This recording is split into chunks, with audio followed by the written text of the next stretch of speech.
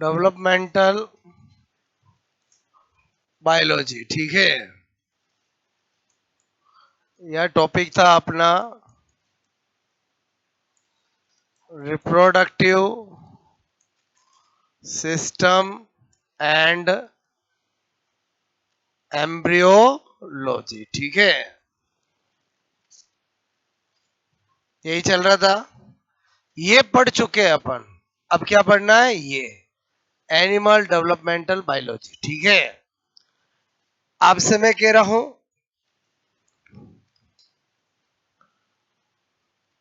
यहां पर steps of human embryology. जब भी आपको मानव की भ्रूण की पढ़नी है तो उसमें एक ऑर्डर फिक्स है कि आप पहले गेमेटोजेनेसिस पढ़ोगे, फिर फर्टिलाइजेशन पढ़ोगे, फर्टिलाइजेशन पढ़ोगे, फिर क्लीवेज पढ़ोगे, क्लीवेज पढ़ोगे, फिर गेस्टुलेशन पढ़ोगे, और फिर ऑर्गेनोजेनेसिस होगा। मतलब समझ में आया? कोई के मुझे फर्टिलाइजेशन क्लीवेज पसंद है, वो ऐसा नहीं चलता है। और समझे समझे इसमें क्या है, बोलो, ऑर्डर फिक्स है। मेरी बात समझ में आए? इसलिए मैंने पहले क्या लिख दिया, स्टेप्स ऑफ ह्यूमन एम्ब्रियोलॉजी। मतलब आपसे मैं कह रहा हूं, भ्रूण की भ्रूण की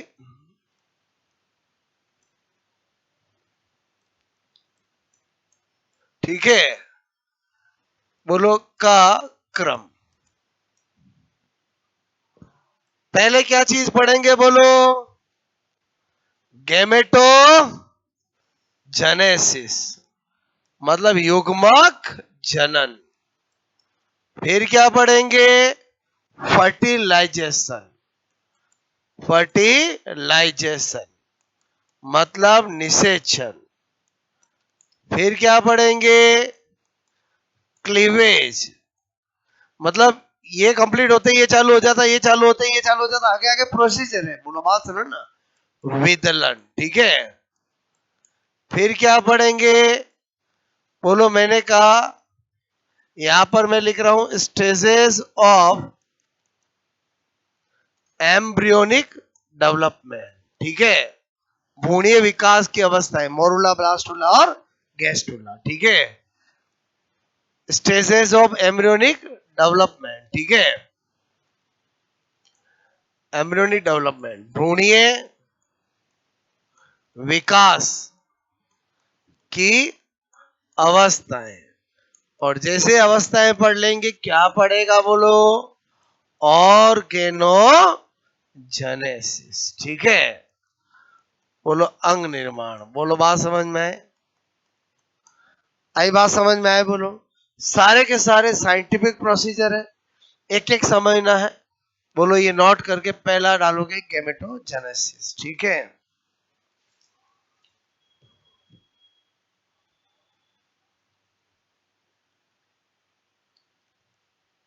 मैं बार बार कहता हूं, बायोलॉजी भी ऐसा सब्जेक्ट है जो बहुत समझने का है, ओके।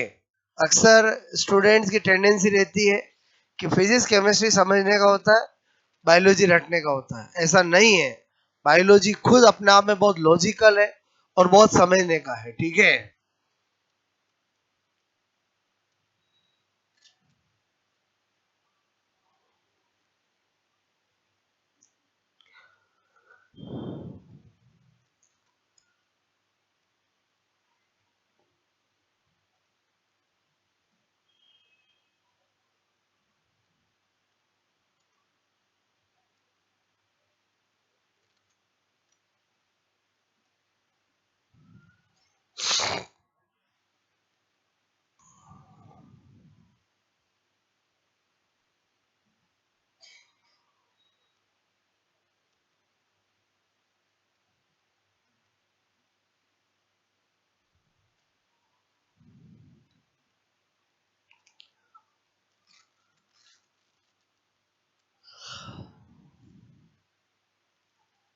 ओके, पहला क्या है, बोलो, गैमेटोजेनेसिस, ठीक है।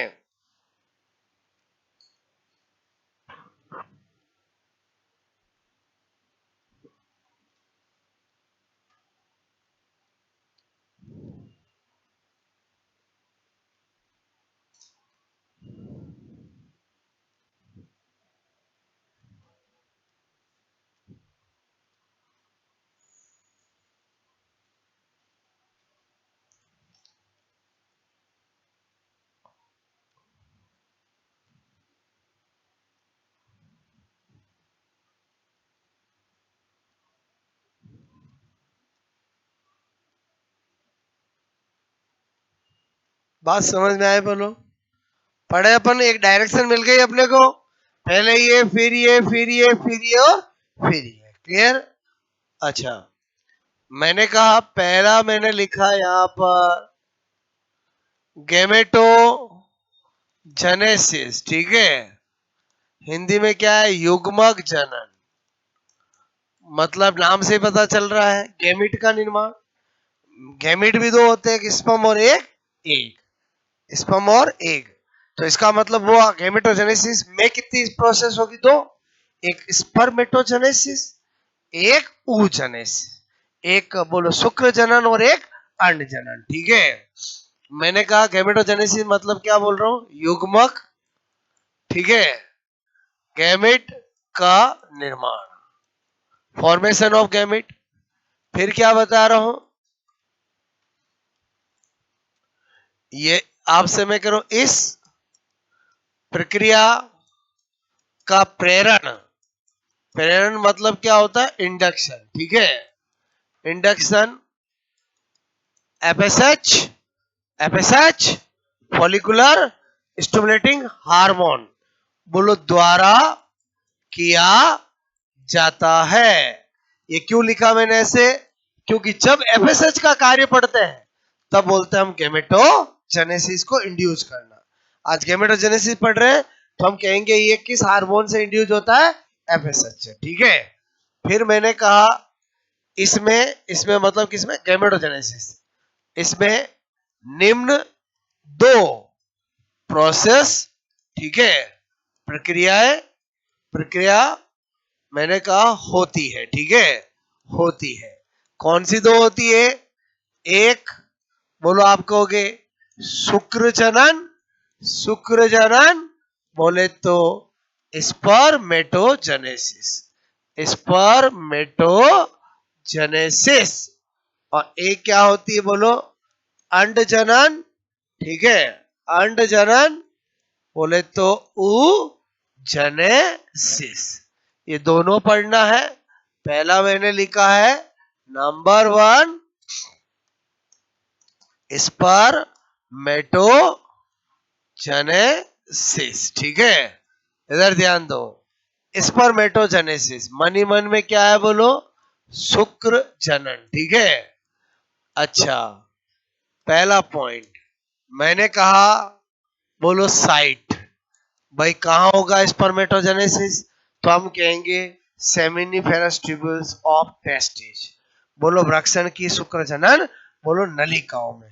आप याद करो मैंने मेल रिप्रोडक्टिव फीमेल रिप्रोडक्टिव पहले बनाया क्योंकि उससे बेस बना, ताकि हमें आगे के ये पढ़ने में दिक्कत नहीं आए। क्लियर? मैंने कहा यहां पर सेमिनी सेमिनिफेरस ट्यूब्यूल्स, ठीक है, ऑफ टेस्टिस, ठीक है, मतलब वृक्षण की शुक्र जनन नली नलिकाओं में, ठीक है। चलो ठीक है। दूसरी बात मैंने कहा इसका प्रोडक्ट क्या होगा? किसका प्रोडक्ट बोलो? स्पर्मेटोजेनेसिस का। भाई क्या बनेगा? कोई मैं प्रोसेस कर रहा हूं तो उससे कुछ बनेगा, वही प्रोडक्ट होगा। क्या बनेगा इससे? स्पर्म। बोलो शुक्राणु। स्पर्म का दूसरा नाम स्पर्मेटोजोआ भी होता है, इसलिए इसका नाम स्पर्मेटोजेनेसिस है। क्या बता रहा हूं बोलो? शुक्राणु हिंदी में बोलते हैं, इंग्लिश में उसको स्पर्म बोलो, स्पर्म भी बोलते हैं और स्पर्मेटोजोआ भी बोलते हैं। क्लियर? इसलिए वो स्पर्मेटोजेनेसिस वर्ड समझ में आ रहा बोलो आपको? अच्छा, क्या बनेगा बोलो? मैंने कहा स्पर्मेटोजोआ। क्लियर? या बोलो मैं शुक्राणु, ठीक है, एक ही बात है बोलो। अच्छा, मैंने कहा तीसरा टाइम पीरियड, ठीक है। टाइम पीरियड भाई स्पर्मेटोजेनेसिस को होने में कितना टाइम पीरियड होता है? मैंने लिखा 74 डेज। मतलब एक स्पर्मेटोजेनेसिस प्रोसेस को कंप्लीट होने में कितना टाइम लगता है? 74 डेज लगता है। क्लियर? अच्छा, नंबर 4 बोलो जो प्रोडक्ट बनेगा, स्पर्म बनेगा।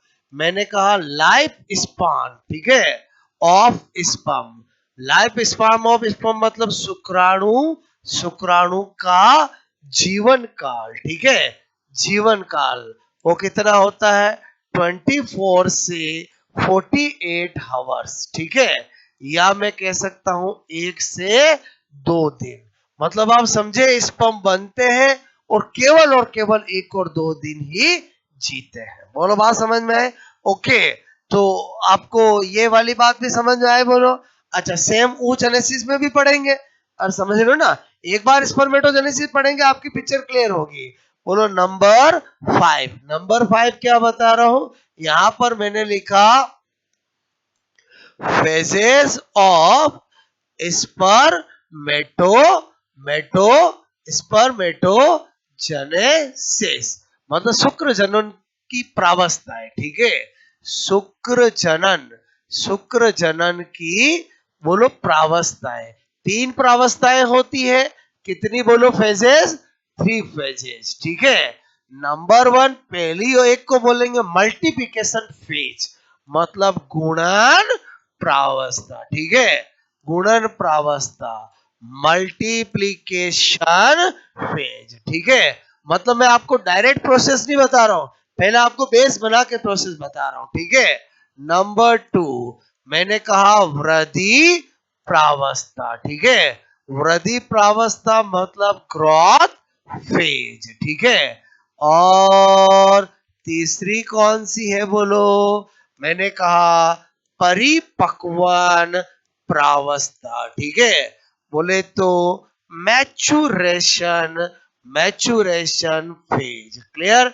यहां तक कहानी समझ में आई? बोलो आपको यहां तक बात समझ में आई? अच्छा, अब मैं क्या बताऊंगा, नंबर 6 मैंने कहा प्रोसेस ऑफ स्पर्मेटोजेनेसिस, ठीक है, स्पर्मेटोजेनेसिस, शुक्र जनन की प्रक्रिया बताने जा रहा हूं, ठीक है। बोलो, मैंने लिखा शुक्र जनन की प्रक्रिया, ठीक है। इधर देखो, सबसे पहले स्टार्ट कहां होगी, आप कहोगे टेस्टिस की सेमिनिफेरस ट्यूब्यूल्स में बहुत सारी जनिक बोलो घनाकार उपकला जर्मिनल क्यूबॉइडल एपिथेलियम होती है। बोलो बात समझ में है?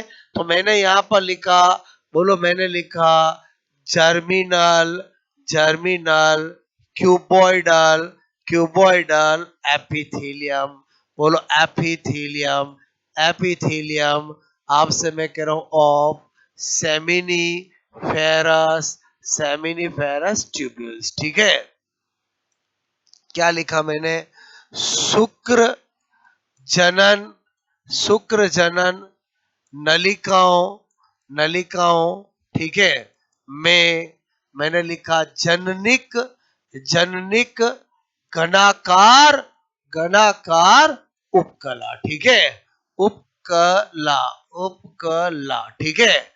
अच्छा, एपिथेलियम मतलब नंबर ऑफ सेल्स, उनमें क्या होगा, उनमें होगा माइटोसिस। अब आप कहानी को समझना, क्या होगा उनमें, माइटोसिस होगा। माइटोसिस होने से क्या बनता है, मैंने कहा स्पर्मेटो गोनिया बनता है।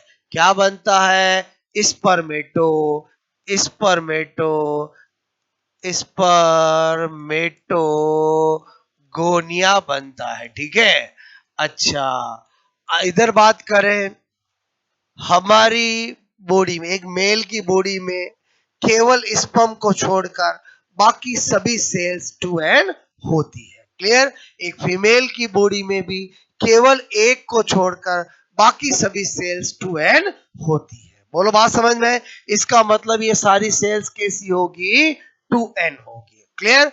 2n होगी, इसका मतलब हुआ बोलो 44 प्लस XY वाली होगी। बोलो मेल के अंदर बात कर रहा हूं नहीं कर रहा हूं, बोलो। अरे समझे नहीं समझे? मेल में कितने टोटल क्रोमोसोम, 46। 46 का मतलब 44 ऑटोसोमल और 2 सेक्स क्रोमोसोम। क्लियर? मतलब इस पूरे प्रोसीजर को मैं हैप्लोइड डिप्लोइड की कहानी के साथ भी बता रहा हूं, नंबर ऑफ क्रोमोसोम से भी बता रहा हूं, कौन एन कौन 2n किससे क्या बनता, सारा, क्योंकि एग्जाम में सारे क्वेश्चन आते हैं। यहां तक कहानी समझ में आए? बोलो। कौन सा विभाजन है, बोलो, माइटोसिस। हिंदी में क्या बोलते हैं? समसूत्री विभाजन। क्या बोलते हैं? समसूत्री। मेरे हिसाब से माइटोसिस नाम जानते हो? बोलो। अच्छा, हर एक की हिंदी अच्छी नहीं लगता है। बोलो समझे समझे, बोलो क्लियर। हालांकि आगे मैं आपको जब सेल डिवीजन पढ़ाऊंगा तो माइटोसिस मियोसिस पूरे डिवीजन भी पढ़ेंगे। यहां से यहां तक जो हुआ है उसको बोलते हैं नंबर 1 गुणन प्रावस्था। क्या बोलेंगे?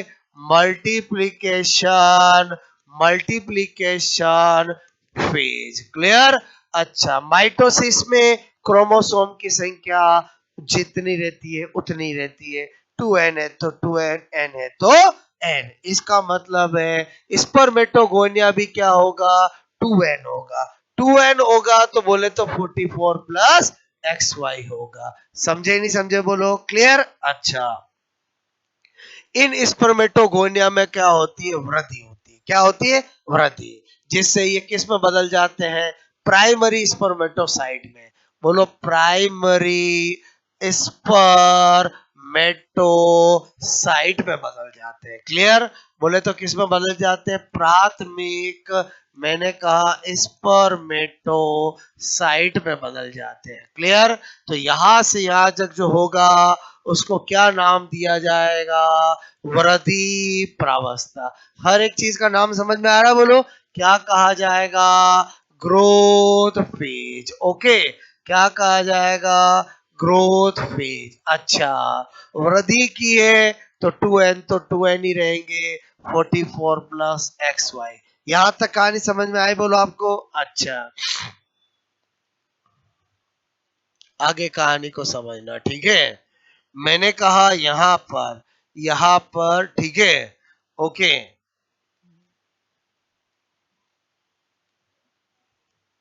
इधर मुझे जगह भी यूज लेनी है। ठीक है, इधर देखो, मैंने कहा इस प्राइमरी स्पर्मेटोसाइट में इमेजिंग करो, ये प्राइमरी स्पर्मेटोसाइट है जो कि 2n है। इसमें क्या होता है? मियोसिस फर्स्ट होता है। क्या होता है? Meiosis first. क्लियर।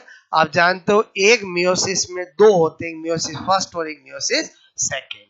इस मियोसिस फर्स्ट के होने से बोलो आपसे मेरे को एक से क्या बनेंगे? दो बनेंगे। क्लियर। जो बनेंगे उनको क्या बोलेंगे? सेकेंडरी स्पर्मेटोसाइट कहेंगे। क्या कहेंगे? सेकेंडरी स्पर्मेटोसाइट कहेंगे। हिंदी में क्या कहेंगे? द्वितीयक। बोलो आपसे मेरे को स्पर्मेटोसाइट कहेंगे। क्लियर। मियोसिस फर्स्ट से हमेशा गुणसूत्र की संख्या आधी रह जाती है। ये 2n था तो ये क्या बन जाएंगे? nn बन जाएंगे। क्लियर।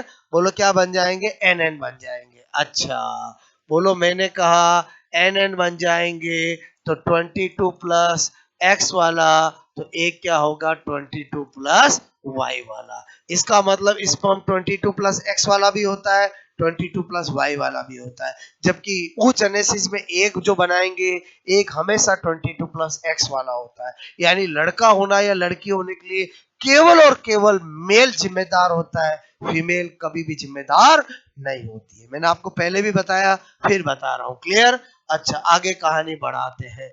बोलो मैंने कहा अब क्या होगा? मियोसिस सेकंड होगा। क्या होगा? मियोसिस सेकंड होगा। तो फिर इस एक से दो चार बनेंगे टोटल। मैंने कहा एक दो तीन और चार, ये जो बनेंगे इनको बोलते हैं स्पर्मेटिड। अभी स्पर्म नहीं बना है, अभी क्या बना है? बोलो स्पर्मेटिड बना है।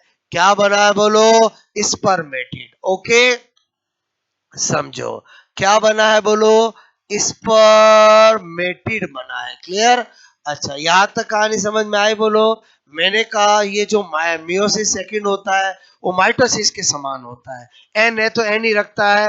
बोलो 2n है तो 2n ही रखता है। इसका मतलब ये अगर nn है, ये अगर nn है, n का मतलब क्या? हैप्लॉइड। 2n का मतलब क्या? डिप्लॉइड। तो बताओ ये भी क्या होंगे? n n और n। बोलो बात समझ में। सभी के अंदर 23 क्रोमोसोम होंगे। क्लियर। कुछ 2n, बोलो 22 प्लस x वाले, कुछ 22 प्लस y वाले। क्लियर। अब क्या होगा? बोलो आपसे मैं कहूं गोल्जी बॉडी। कौन क्रिया करेगी?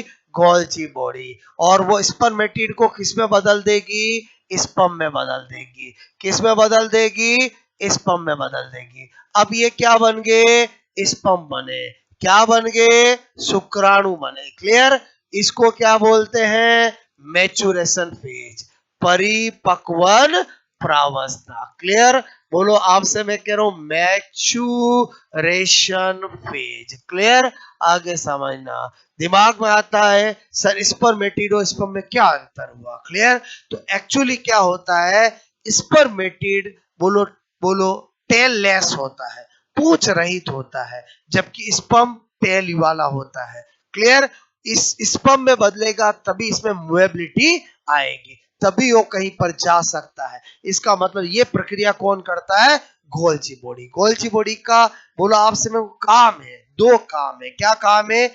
एक तो बोलो स्पर्मेटिड को स्पर्म में बदलना, दूसरा स्पर्म में एक्रोसोम का निर्माण करना। क्लियर? एक्रोसोम क्या होगा? अभी स्पर्म की स्ट्रक्चर बड़ी सी बना के बताऊंगा। तो इसका मतलब हुआ स्पर्मेटिड के अंदर बोलो इतना लिख दूं, टेल उपस्थित, बोलो एक्रोसोम एब्सेंट। क्लियर? और स्पर्म में लिख दूं, बोलो टेल उपस्थित। बोलो ये क्या लिख दूं? टेल, बोलो बोलो बोलो, ऐसे लिखो चलेगा?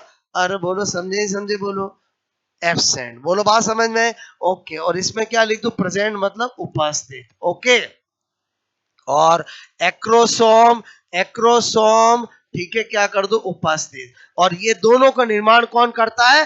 Golgi body. ये गोल्जी बॉडी का कार्य है। जब हम सेल बायोलॉजी पढ़ेंगे तो Golgi body as a cell organelle पढ़ते हैं, तो मतलब पूरी बायोलॉजी आपस में क्या है? कनेक्ट है। मतलब आप जैसे जैसे टॉपिक्स पढ़ोगे, यूनिट पढ़ोगे, आपकी और चीजें क्लियर होती जाएगी। बात समझ ना? इधर ध्यान दो। तो इसका मतलब स्पर्मेटिड को स्पर्म में बदलने का काम किसका किया जाता है? Golgi body. क्लियर? अच्छा, यहां तक कहानी समझ में आए? अब मैं क्या बता रहा हूं समझो। यहां से लगाकर, यहां से लगाकर यहां तक मतलब कहां तक? स्पर्मेटिड तक। छोटे छोटे सब समझना, पिछले साल भी क्वेश्चन आया था। यहां से लगाकर यहां तक को क्या बोलते हैं? बोलो, मैंने कहा स्पर्मेटोसाइटोसिस। क्या बोलते हैं? स्पर्मेटोसाइटोसिस। क्लियर? क्या बोलते हैं? स्पर्मेटोसाइटोसिस। क्लियर? फिर यहां से लेकर, बोलो आपसे मैं कह रहा हूं कहां तक? यहां स्पर्म निर्माण तक। इसको बोलते हैं, बोलो स्पर्मेटोलाइसिस। क्या बोलते हैं? स्पर्मेटोलाइसिस। क्लियर? या इसी को बोला जाता है स्पर्मियोजेनेसिस। क्या बोला जाता है? स्पर्मियोजेनेसिस। ये तो आपको ऐसे इंग्लिश में ही ध्यान रखना पड़ेगा। बोलो आपसे मैं कहूं स्पर्मेटोसाइटोसिस। क्लियर? ओके। और ये क्या है? बोलो स्पर्मेटोलाइसिस। क्लियर दिख रहे हैं? ये क्या है? स्पर्मियोजेनेसिस। स्पर्मियोजेनेसिस। ठीक है? जने, बोलो आपसे मैं करूं जेनेसिस। ठीक है? और मैं क्या बता रहा हूं, यहां से लगाकर यहां तक को बोलते हैं स्पर्मेटोजेनेसिस। क्लियर? क्या बोलते हैं? बोलो स्पर्मेटोजेनेसिस। इसका मतलब रियल में तो हम स्पर्मेटोजेनेसिस ही पढ़ रहे थे। बोलो इसका मतलब स्पर्मेटोजेनेसिस क्या हुआ? स्पर्मेटोसाइटोसिस प्लस प्लस स्पर्मेटोलाइसिस। क्लियर? अब जो मैंने ये बताया है, इसमें क्वेश्चंस कैसे आते हैं? बहुत सारे बनते हैं। सुनो, पहले वर्बली समझ में आएगा। आपको पूछते हैं स्पर्मेटोजेनेसिस, स्पर्मेटोजेनेसिस में निम्न में से कौन सी स्ट्रक्चर डिप्लॉयड नहीं होती है? क्या देंगे? द्विगुणित नहीं होती है। ऑप्शन क्या दिया जाएगा? स्पर्मेटोगोनिया। एक दिया जाएगा प्राथमिक स्पर्मेटोसाइट, मतलब प्राइमरी स्पर्मेटोसाइट। एक दिया जाएगा सेकेंडरी स्पर्मेटोसाइट। एक दिया जाएगा उपयोग सभी या नन होती है। बताओ, मैंने पूछा कौन सी डिप्लॉयड नहीं होती है? कौन सी नहीं होती? बोलो सेकेंडरी स्पर्मेटोसाइट। क्लियर? दूसरा क्वेश्चन आपसे पूछा जाता है स्पर्मेटोजेनेसिस की प्रक्रिया में मियोसिस फर्स्ट का प्रोडक्ट क्या होता है? क्या पूछा जाएगा? मियोसिस फर्स्ट का प्रोडक्ट क्या होता है? बताओ, ऑप्शन होंगे प्राथमिक स्पर्मेटोसाइट, द्वितीयक स्पर्मेटोसाइट, स्पर्मेटिड और स्पर्मेटोगोनिया। और यही ऑप्शन होंगे। बोलो क्या पूछा आपको? मियोसिस फर्स्ट का प्रोडक्ट क्या होगा? ये प्रोसीजर पता होगा, सेकंडों में बता दोगे। मियोसिस फर्स्ट का प्रोडक्ट स्पर्मेटो सेकंड स्पर्मेटोसाइट होगा। क्या पूछते? स्पर्मेटोजेनेसिस। ये मैं लिखाऊंगा नहीं, ये मैं आपको वर्बली बता रहा हूं, क्योंकि ये सब मैंने आपको यहाँ पर बता दिया है। और समझे समझे बोलो, वापस सुनो। आपको पूछा जाता है स्पर्मेटोजेनेसिस में मियोसिस फर्स्ट किस में होता है? बोलो, ऑप्शन होंगे spermatogonia, primary spermatocyte, secondary spermatocyte, spermatid. बताओ किस में होता है? Primary spermatocyte.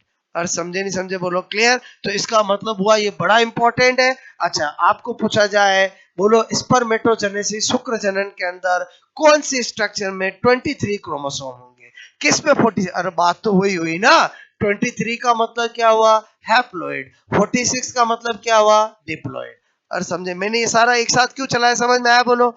और समझे समझे बोलो। आपको पूछा जाए स्पर्मेटोजेनेसिस में स्पर्मेटोसाइटोसिस का प्रोडक्ट क्या होगा? तो क्या होगा? स्पर्मेटिड होगा। और समझे समझे बोलो, स्पर्मेटोसाइटोसिस का प्रोडक्ट कौन हुआ? स्पर्मेटिड। स्पर्मेटोजेनेसिस का प्रोडक्ट कौन हुआ? स्पर्म हुआ। और समझे समझे बोलो क्लियर। आई थिंक आपको इतनी कहानी समझ में आए बोलो आपको। अब आप क्या करोगे? नोट करोगे। यहीं से नोट करना था बोलो। और बोलो ये भी करना था। ओके।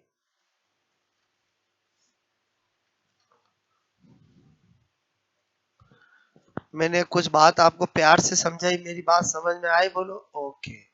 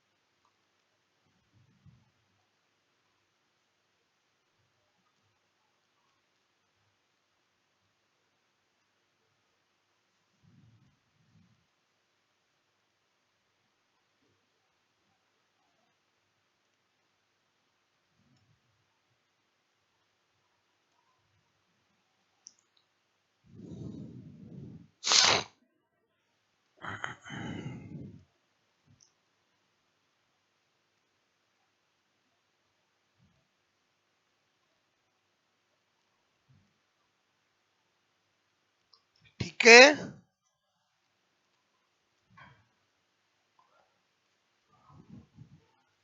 ऐसे लिखूं। स्थान, उत्पाद, समय अवधि, जीवन काल। ठीक है।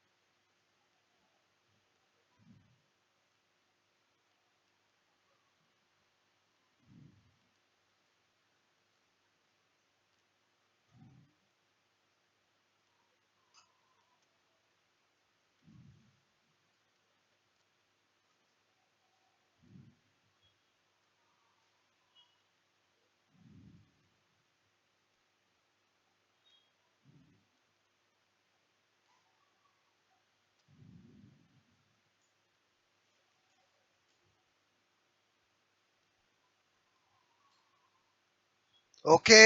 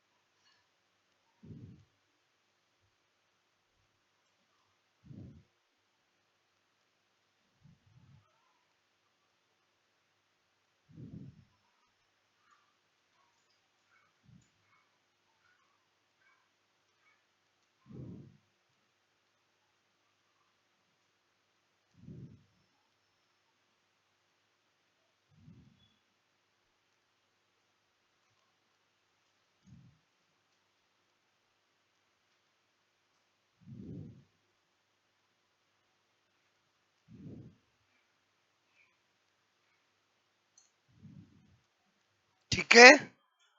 ये तो पहले आपको जनरल बातें बताई मैंने आपको, ठीक है।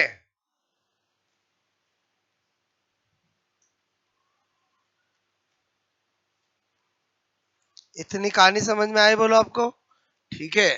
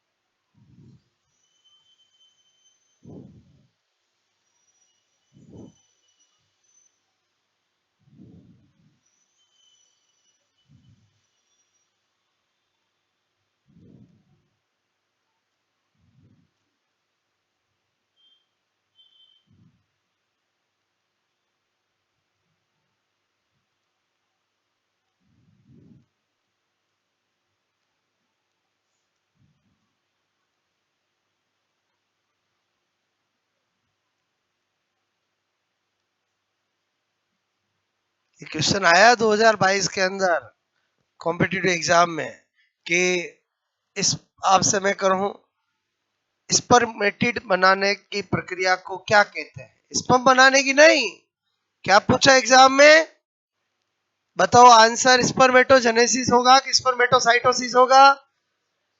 इसीलिए तो मैं आपको बता रहा हूं, और समझे समझे बोलो, क्लियर। मतलब कभी कभी हम इन चीजों पे ध्यान नहीं देते, ये छोटी छोटी चीजें ही आप समय को एग्जाम में आ जाती है, क्लियर। क्योंकि अब जो एग्जामिनर पेपर बनाते हैं चीजें वही पूछेंगे जो सिलेबस में है, बट वो क्या चीज पूछेंगे जिसपे स्टूडेंट जनरली ध्यान नहीं देते हैं। बात समझ ना?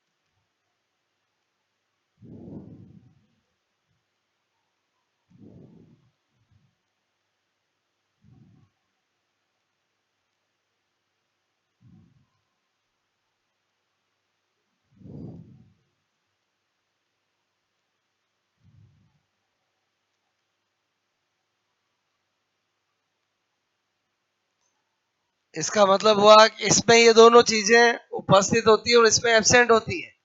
इसका मतलब इन दोनों चीजों का निर्माण किसने करा बोलो? गोल्जी बॉडी ने। और बोलो यही तो गोल्जी बॉडी का काम होता है ना। समझ में? स्पर्म के एक्रोसोम का निर्माण कौन करता है? Golgi body. स्पर्मेटिड को स्पर्म में कौन बदलता है? Golgi body.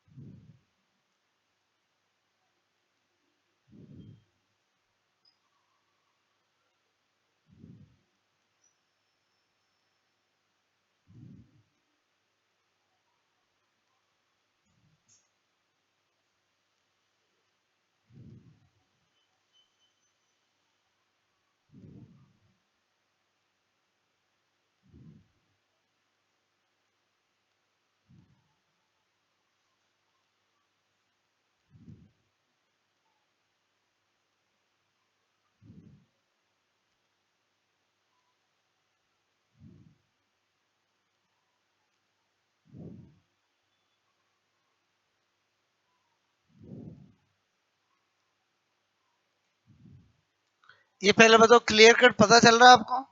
ये क्या लिखा मैंने बोलो? स्पर्मेटोसाइटोसिस। ये क्या लिखा? स्पर्मेटोलाइसिस। ठीक है।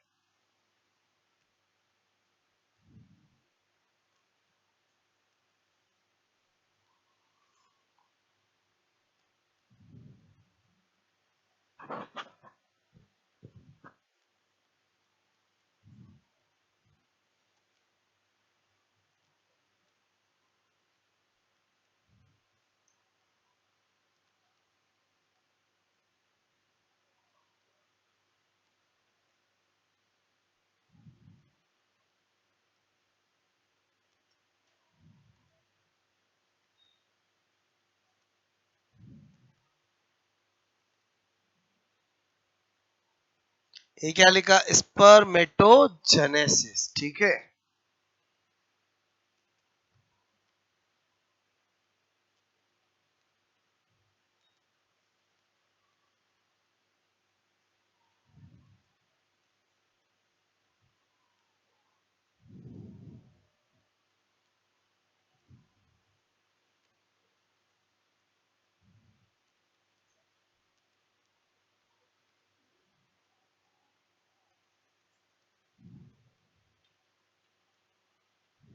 ओके, इतनी कहानी समझ में आई बोलो आपको? एक बार किया ये नोट बोलो। देखो स्पेशल नोट क्या बता रहा हूं।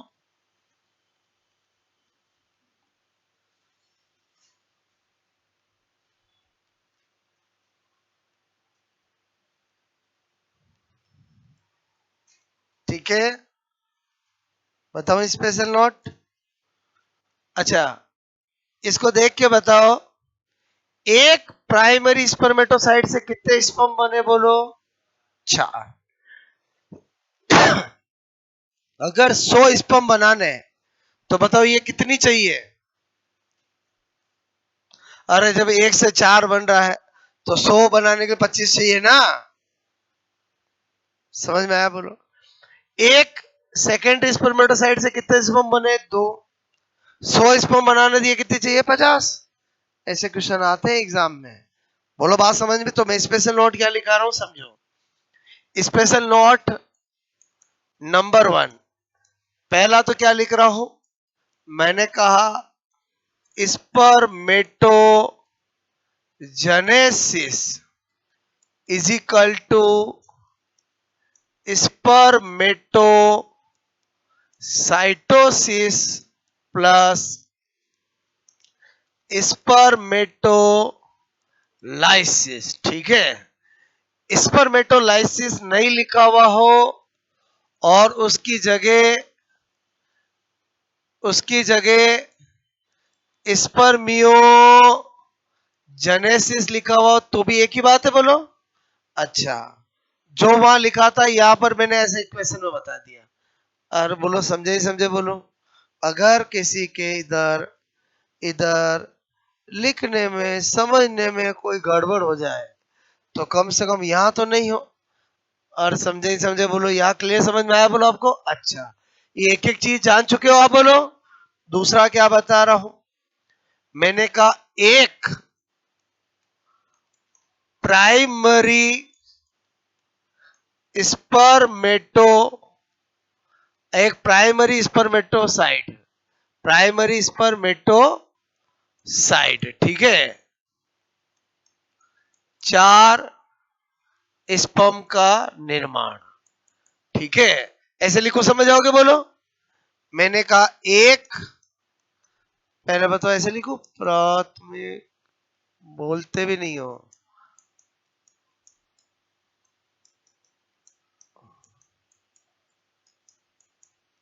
और एक प्राथमिक स्पर्मेटोसाइट से कितने स्पर्म का निर्माण होता है? 4 का। एक सेकेंडरी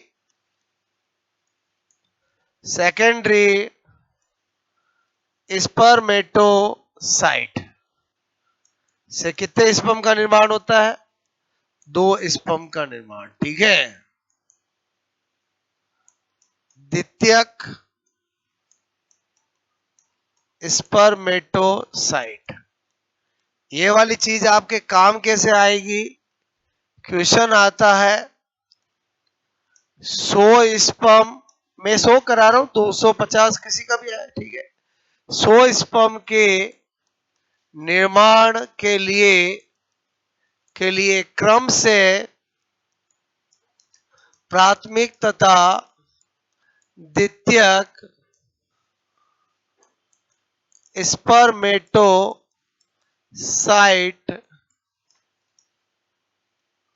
ठीक है,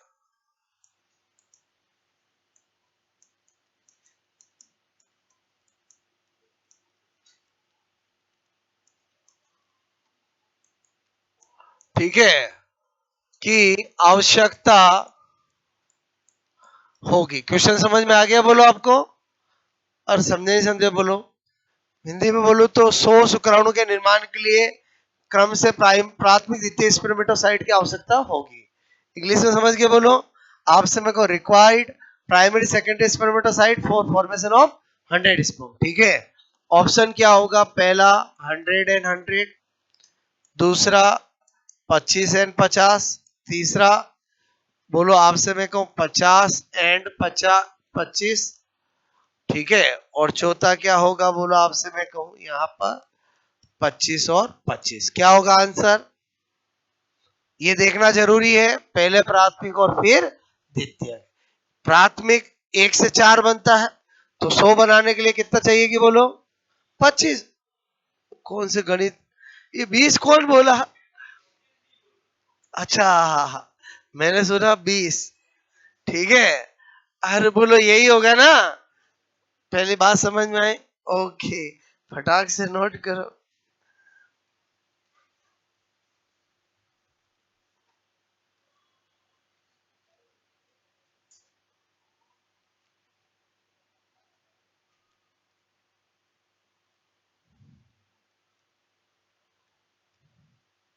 बाकी तो प्रैक्टिस सीट मिलेगी आपको। मैं एक एग्जांपल बताया, मतलब समझ गया आप बोलो।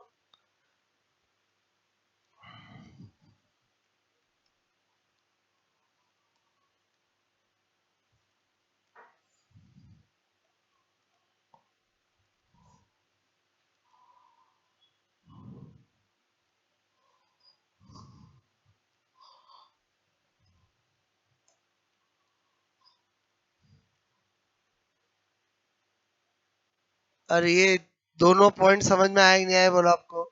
ये वाला क्या काम आता है, जब अभी मैंने आपको क्वेश्चन दिया वहां काम आता है, ठीक है।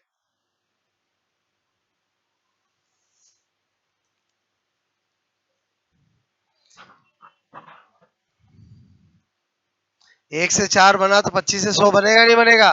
एक से दो बना तो 50 से 100 बनेगा, बोलो। ठीक है।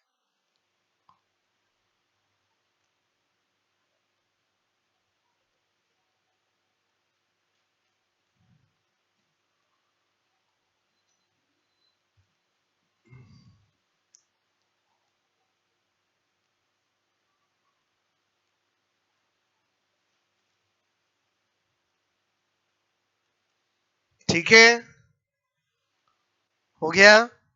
और वो क्वेश्चन क्यों कराया? ताकि आपको यहाँ पर पता चले, ठीक है। हो गया नोट, बोलो।